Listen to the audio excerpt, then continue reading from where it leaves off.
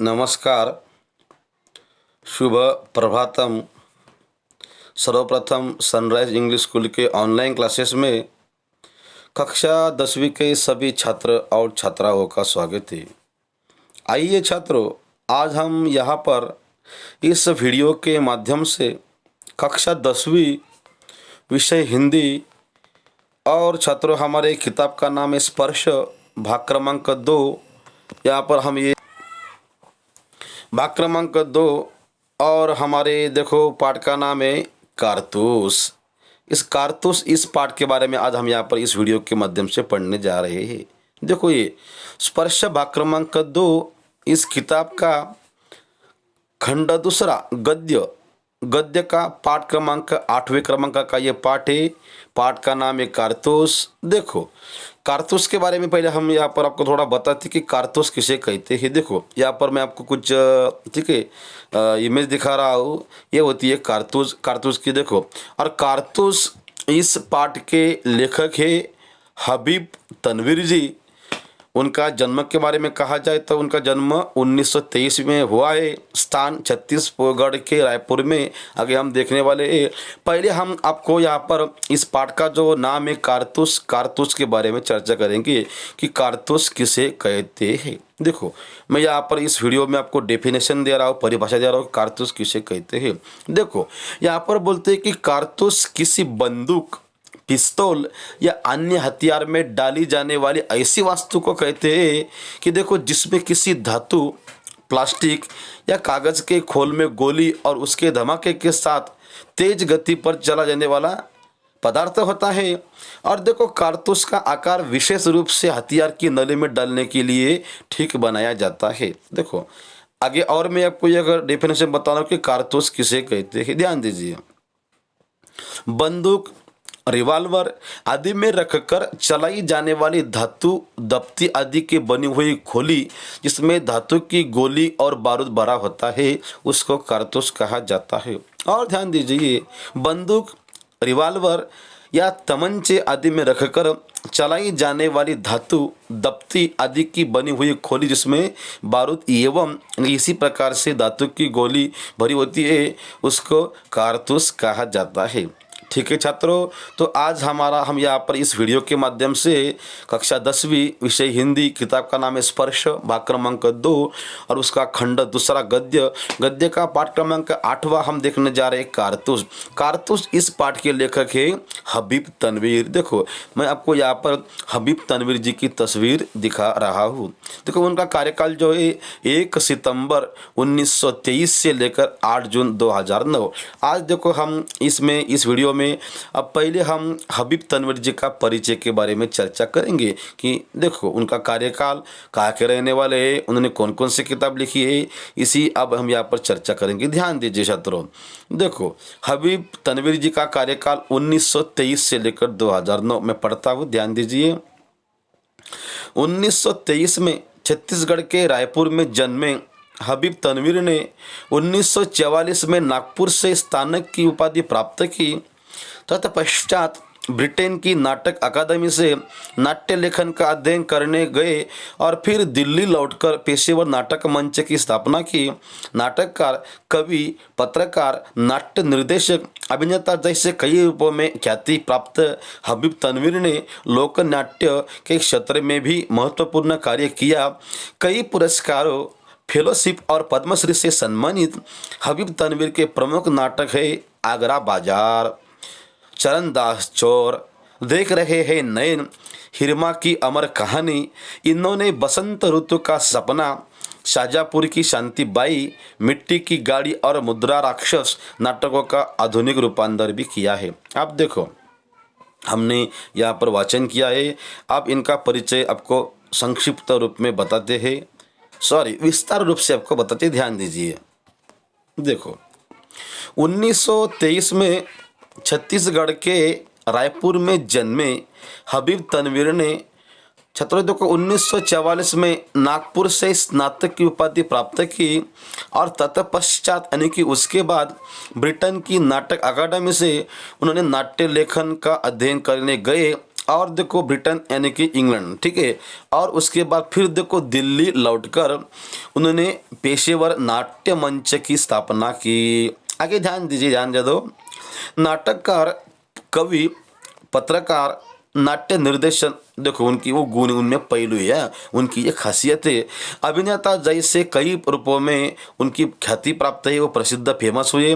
अब देखो हबीब तनवीर ने लोक नाट्य के क्षेत्र में भी महत्वपूर्ण योगदान दिया है, उन्होंने कार्य किया है। और देखो उनको बहुत सारे कई पुरस्कार प्राप्त हुए हैं। फेलोशिप और पद्मश्री से सम्मानित हबीब तनवीर के प्रमुख नाटक है आगरा बाजार, नाटक का नाम है। चरणदास चोर, देख रहे हैं नयन, नयन यानी कि आंखें, हिरमा की अमर कहानी, इन्होंने वसंत ऋतु का सपना, शाजापुर की शांतिबाई, मिट्टी की गाड़ी और मुद्रा राक्षस नाटकों का आधुनिक रूपांतर भी किया हुआ है। आप देखो छात्रों, हम इस कारतूस इस पाठ में क्या क्या दिया हुआ है, पाठ का हम प्रवेश करने जा रहे हैं। ध्यान दीजिए, यहाँ पर देखो, यहाँ पर कारतूस यानी कि उस कुछ गोलियां यहाँ पर दी हुई है। हम पाठ में लेखक ने क्या दिया है, अथवा इस पाठ के माध्यम से लेखक हबीब तनवीर हमें क्या बताना चाहते हैं, उस पाठ का हम छात्रों यहाँ पर सार देख रहे हैं, सारांश देख रहे हैं, इसको हम समरी कहते हैं। देखो, अंग्रेज यानी कि अंग्रेज इस देश में व्यापारी के भेष में आए थे। शुरू में व्यापार ही करते रहे, लेकिन इनके इरादे केवल व्यापार करने के नहीं थे। धीरे धीरे उनकी ईस्ट इंडिया कंपनी ने रियासतों पर कब्जा जमाना शुरू किया और उनकी नीयत उजागर होने की अंग्रेजों को हिंदुस्तान से खदेड़ने के प्रयास भी शुरू हो गए। ध्यान दीजिए, यहाँ पर लेखक वर्णन कर रहे हैं हबीब तनवीर जी कि बोलते हैं अंग्रेज यानी कि इंग्रज शासन इस देश में व्यापारी के भेष में आए थे। शुरू में जब आए तो वो व्यापार करने के उद्देश्य में ही वहाँ पर ये हिंदुस्तान में, भारत में आए हुए थे और शुरू में यानी कि आरंभ में व्यापार ही वो करते रहे। लेकिन देखो इनके जो उद्देश्य थे, उनके जो इरादे थे, उनका जो मकसद था वो व्यापार करना नहीं था। अब धीरे धीरे अंग्रेजों ने उनकी ईस्ट इंडिया कंपनी ने रियासतों पर कब्जा जमाना शुरू कर दिया। हमारे जो छोटे छोटे राज्य थी, रियासतें थी, ठीक है, उस राज्य में उन्होंने धीरे धीरे अपने पैर पसारना शुरू कर दिया। उनकी नीयत उजागर होते ही अब देखो उनका मुझे देखने का तरीका, यहाँ पर आने का मकसद अलग था। इसलिए अंग्रेज़ों को हिंदुस्तान से यानी कि हिंदुस्तान से उनको निकालने के लिए, खदेड़ने के लिए यहाँ पर क्रांतिवीरों ने, शूरवीरों ने प्रयास शुरू कर दिए। अगला गद्य ध्यान दीजिए। अब हम यहाँ पर इस प्रस्तुत पाठ में चलते कि इस पाठ में लेखक ने क्या दिया हुआ है। ध्यान दीजिए, देखो प्रस्तुत पाठ में यानी कारतूस में एक ऐसी ही जाबाज के कारनामों का वर्णन है कि जिनका एकमात्र लक्ष्य था अंग्रेजों को इस देश से बाहर करना। कंपनी के हुक्मरानों की नींद हराम कर देने वाला यह दिलेर इतना निडर था कि शेर की मांद में पहुंचकर उससे दो दो हाथ करने की मनिंद कंपनी की बटालियन के खेमे में ही नहीं आ पहुंचा, बल्कि उनके कर्नल पर ऐसा रौब गाबिल किया कि उनके मुंह से भी वे शब्द निकले कि किसी शत्रु या अपराधी के लिए तो नहीं बोले जा सकते थे। देखो लेखक इस वीडियो के माध्यम से इस पाठ के बारे में कह रहे हैं, देखो कि प्रस्तुत पाठ में एक ऐसे ही जाबाज के कारनामों का वर्णन है कि जिनका एकमात्र लक्ष्य था कि अंग्रेजों को इस देश से बाहर करना। कंपनी के हुक्मरानों की नींद हराम कर देने वाला यह दिलेर देखो इतना निडर था कि शेरों की मांद से 1 मिनट। अब देखो छात्रों, इस पाठ में लेखक बता रहे हैं कि कंपनी के हुक्मरानों की नींद हराम कर देने वाला यह दिलेर इतना निडर था कि शेर की मांद में पहुंचकर उससे दो दो हाथ करने की मानिंद कंपनी की बटालियन के खेमे में ही नहीं आ पहुंचा। और आगे देखो तो छात्र ध्यान दीजिए कि यहाँ पर लेखक बोल रहे हैं कि कंपनी के हुक्मरानों की नींद हराम कर देने वाला यह दिलेर इतना निडर था कि शेर की मांद में पहुंचकर उससे दो दो हाथ करके मनिंद कंपनी की बटालियन के खेमे में ही नहीं आ पहुंचा। और लेखक आगे बोलते हैं कि बल्कि उनके कर्नल पर ऐसा रौब गाबिल किया कि उसके मुंह से भी वे शब्द निकले कि देखो किसी शत्रु या अपराधी के लिए तो नहीं बल्कि बोले जा सकते हैं। आप देखो छात्रों, हम यहाँ पर चल रहे सीधे हमारे पाठ की तरफ। ध्यान दीजिए कारतूस। यहाँ पर देखो कुछ छात्र, यहाँ पर कुछ कैरेक्टर दिए हुए, पात्र दिए हुए। तो देखो छात्रों, आज हम इस वीडियो में कारतूस इस पाठ के बारे में चर्चा कर। देखो इस पात्र है कर्नल, लेफ्टिनेंट, सिपाही और सवार, ये चार यहाँ पर कैरेक्टर दिए हुए हैं। देखो अवधि है 5 मिनट। और देखो ये कार्यकाल, ये नाटक हुआ था सन 1799 की बात है। समय है रात्रि का। और देखो यहाँ पर जो स्थान दिया हुआ है, गोरखपुर के जंगल में कर्नल कॉलिंस के खेमे का अंदरूनी हिस्सा यहाँ पर दिया हुआ है। देखो यहाँ पर 2 अंग्रेज बैठे बात कर रहे हैं, कर्नल कॉलिंस और देखो एक लेफ्टिनेंट खेमे के बाहर है।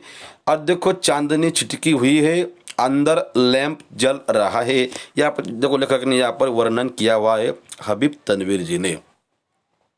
देखो कर्नल को, एक बार मैं नाटक को थोड़े पढ़ता हूँ, ये एकांकी है जिसमें एक ही अंक होता है, उसको एकांकी नाटक कहते हैं। यहाँ पर नाटक दे रहे हैं, मैं पढ़ता हूँ, ध्यान दीजिए। देखो कर्नल, जंगल की जिंदगी बड़ी खतरनाक होती है। लेफ्टिनेंट जो क्या कहते हैं, हफ्ता हो गए यहाँ खेमा डाले हुए, सिपाही भी तंग आ गए हैं। ये वजीर अली आदमी है या भूत, हाथ ही नहीं लगता। अब कर्नल जी बोल रहे हैं। देखो उसके अफसाने सुन के रॉबिन हुड के कारनामे याद आ जाते हैं। अंग्रेजों के खिलाफ उसके दिल में किस कदर नफरत है। कोई 5 महीने हुकूमत की होगी, मगर इस 5 महीने में वो अवध के दरबार को अंग्रेजी असर से बिल्कुल पाक कर देने में तकरीबन कामयाब हो गया था। आगे लेफ्टिनेंट बोलते, कर्नल कॉलिंस से आदत अली कौन है। अब कर्नल जी बोल रहे हैं कि आसिफ उद्दौला का भाई है, वजीर अली का और उसका दुश्मन। असल में नवाब आसिफ उद्दौला के यहाँ लड़की की कोई उम्मीद नहीं थी और वजीर अली की पैदाइश को सआदत अली ने अपनी मौत ख्याल किया। आगे देखो लेफ्टिनेंट बोलते हैं, मगर सआदत अली को अवध के तख्त पर बिठाने में क्या मसहल थी। अब आगे कर्नल बोल रहे हैं कि सआदत अली हमारा दोस्त है और बहुत ऐश पसंद आदमी है, इसलिए देखो हमें अपनी आधी मुमलिकत यानी कि जायदाद अथवा दौलत दे दी और 10 लाख रुपए नगद। अब भी वो भी मजे करते हैं और हम भी। देखो छात्रों, तो आज हमने इस वीडियो के माध्यम से कक्षा 10वीं विषय हिंदी, और छात्रों हमारे किताब का नाम है स्पर्श भाग क्रमांक 2, और उसका हम यहाँ पर गद्य खंड देख रहे हैं इस वीडियो में। और देखो छात्रों, गद्य खंड का यहाँ पर पाठ क्रमांक 8वां है और पाठ का नाम था कारतूस। कारतूस इस पाठ के इस वीडियो के माध्यम से हमने यहाँ पर कारतूस इस शब्द का हमने अर्थ देखा, फिर कारतूस किसे कहते हैं उसकी डेफिनेशन देखी। उसके बाद इस पाठ के जो लेखक है हबीब तनवीर जी, उनका हमने यहाँ पर परिचय आपको करवा के दिया। और बाद में यहाँ पर जो पहला पेज है कारतूस में, उसमें कौन कौन से पात्र है क्या है उनका हमने एक पेज देखा। अब देखो समय में ध्यान में रखते हुए छात्रों, आप इस कारतूस इस पाठ के प्रथम भाग में आज हम यहाँ पर छात्रों 1 मिनट देखो छात्रों, आज हम यहाँ पर यही रुक रहे हैं, फिर हम यहाँ पर हाजिर हो जाएंगे अगले वीडियो में कारतूस इस पाठ के भाग क्रमांक 2 में। तो छात्रों आज का आपको गृह पाठ है कि कारतूस किसे कहते हैं, उसकी आपको परिभाषा जो हमने लिख के दी है, अच्छे हस्ताक्षर में लिख के आपको वो भी लिखनी है डेफिनेशन।